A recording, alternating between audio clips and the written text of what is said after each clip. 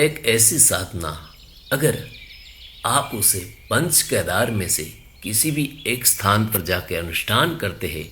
तो आपको शीघ्र फल देगा ही देगा। पंच केदार में केदारनाथ, तुंगनाथ, रुद्रनाथ, मध्यमेश्वर और कल्पेश्वर, यह 5 मंदिर आते हैं जो उत्तराखंड में केदारनाथ के करीब स्थित है। अगर आप केदारनाथ जा रहे हो और आपकी इच्छा यह है कि आप वहाँ पे कुछ मंत्र सिद्धि करें, कुछ अनुष्ठान करें, तो मंदिर में बैठ के अनुष्ठान करना संभव नहीं हो सकता क्योंकि भीड़ उतनी ज़्यादा है। इसलिए आप उस जगह पर, हालांकि वो सब जगह शास्त्र में यह बताया जाता है कि हिमालय के बीच में आई हुई है, इसलिए साधना और तप के लिए बहुत उत्तम स्थान माना जाता है। इसलिए आप यह 5 मंदिर में से किसी भी एक स्थान पे, अगर मंदिर में साधना नहीं हो सकती तो कोई बात नहीं, वहाँ पे बाहर कहीं भी बैठ के आसन लगा के, अगर आप हाथ में जल लेकर संकल्प करके विधिवत कोई भी एक मंत्र का जप करते हैं कम से कम 1008 बार, तो इस तरफ आपके मंत्र का अनुष्ठान पूर्ण होगा और उस तरफ आपको फल मिलना प्रारंभ हो जाएगा। क्योंकि वह जगह पे भगवान स्वयं कितनी बार तपस्या कर चुके हैं, ना केवल भगवान शिव किंतु उनके अलावा बहुत सारे दैत्य, दानवों, मानवों, ऋषि मुनि और बहुत सारे देवों ने भी साधना की है, अनुष्ठान किया हुआ है। इसलिए वह जगह का ऑरा इतना ज़्यादा है कि वहाँ पे आप जाके बैठ के कोई भी मंत्र का जप करते हैं, किसी भी मंत्र का, न केवल भगवान शिव के मंत्र का जप, परंतु कोई भी मंत्र का जप करते हैं तो आपको 10 गुना फल ज़्यादा मिलता है। जो साधना आप यहाँ पे केवल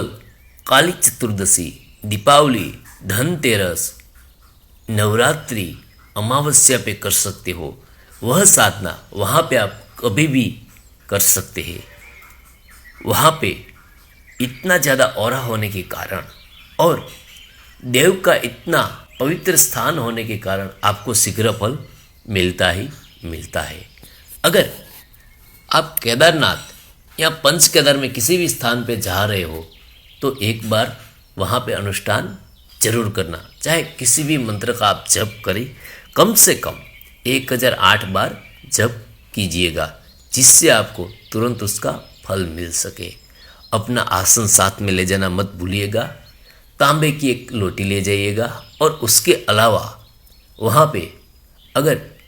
आप धूप नहीं कर सकते हैं तो कपूर साथ में ले जाइएगा, जिसको आप दिए के रूप में प्रगटा सके। इस जगह पे भगवान शिव के साथ साथ शक्ति का भी स्थान है, इसलिए आपको वहाँ पे सबसे पहले गणेश जी की पूजा करनी है, उसके बाद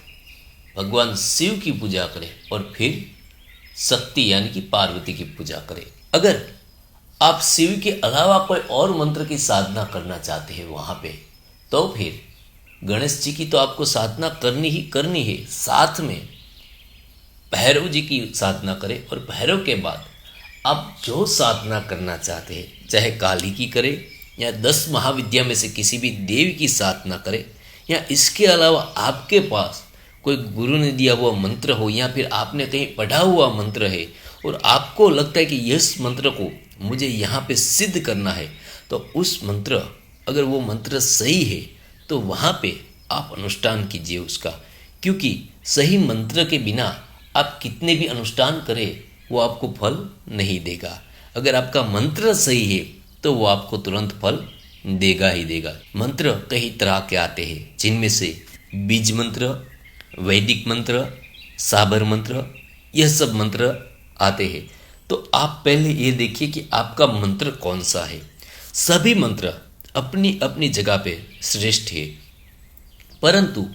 बीज मंत्र सबसे जल्द फल देने वाले माने जाते हैं।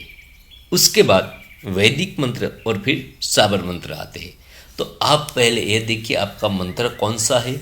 उसका बंधारण सही है या नहीं, फिर आप वह मंत्र जो पढ़ रहे हैं उसका उच्चारण सही हो रहा है या नहीं हो रहा है। एक बात याद रहे, कहीं भी जगह पे, किसी भी जगह पे आप साधना करने के लिए जा रहे हो तो मंत्र का उच्चारण केवल आपको सुनाई देना चाहिए, यानी कि आपको मन में बोलना है, किसी को सुनाना नहीं है। यह सबसे श्रेष्ठ माना जाता है। आप किसी भी देवी या किसी भी देव की वहाँ पे साधना कर सकते हैं। यह जगह स्वयं चेतन होने के कारण, देवभूमि होने के कारण यहाँ पे आपको यंत्र, मूर्ति या फिर छवि ले जाने की ज़रूरत नहीं है, क्योंकि यहाँ पे कण कण में आपको देव तत्व ही देव तत्व मिलेंगे। इसलिए आप चाहते हो तो कोई भी मंत्र लेकर वहाँ पे जा सकते हो और उससे आपको साधना का प्रारंभ कर सकते हैं, और यह सबसे अति उत्तम साधना आपके लिए होगी।